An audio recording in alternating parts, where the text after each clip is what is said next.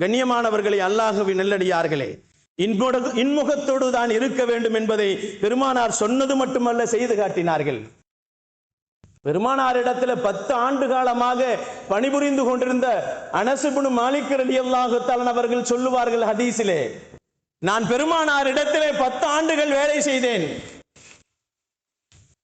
8 வயசுல போனாங்க அனஸ் ரலியல்லாஹு அவர்கள். 18 வயது வரை பெருமானாரிடத்திலே அவர்கள் வாழ்ந்தார்கள்.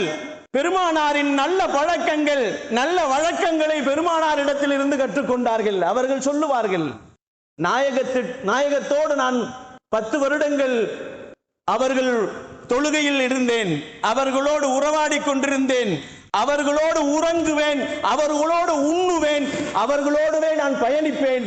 இவ்வளவு காலங்கள் 10 ஆண்டுகள் இருந்தப்ப நான் பெருமான் ஸல்லல்லாஹு அலைஹி வஸல்லம் அவரிடத்திலிருந்து ஒரு அசிங்கமான வார்த்தைகளை கூட நான் வாயிலே கேட்டதில்லை. சி என்று கூட பெருமானார் என்னை சொன்னதில்லை. அதை செய்திருக்க கூடாதா, அதை செய்ய வேண்டாம், இதை செய் என்பதாக சொன்னதே இல்லை பெருமான் ஸல்லல்லாஹு அலைஹி வஸல்லம். கண்ணியமானவர்களே, அல்லாஹ்வின் நல்லடியார்களே, பணிபுரிந்த அனஸ் ரலியல்லாஹு தஆலா அவர்கள் சொல்லக்கூடிய வார்த்தைகளிலிருந்து தெரிகிறது, கடினமான வார்த்தைகள் பெருமானாரின் நாவிலிருந்து வெளிவரவில்லை என்பதை சொல்லி காட்டுகிறார்கள். பெருமானாரும் நற்குணத்தோடு வாழ்ந்தார்கள், நளினமாக பேசினார்கள், அவர்களோடு சேர்ந்தவர்களையும் நல்லவர்களாக மாற்றினார்கள், நளினமாக பேசக்கூடியவர்களாக மாற்றினார்கள்.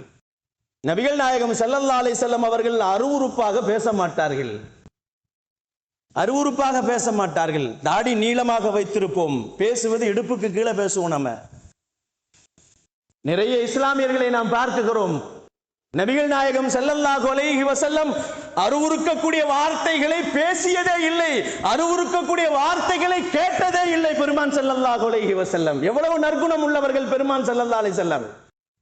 நாம பேசுவதற்குள்ளவர்களாகத்தானே இருக்கிறோம்.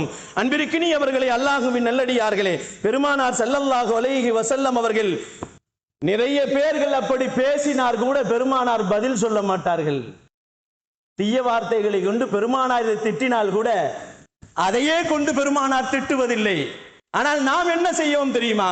ஒரு தீய வார்த்தை நம்மை நோக்கி வந்து விட்டால் 10 தீய வார்த்தைகளை கொண்டு அவனை சாடி விடுவோம்.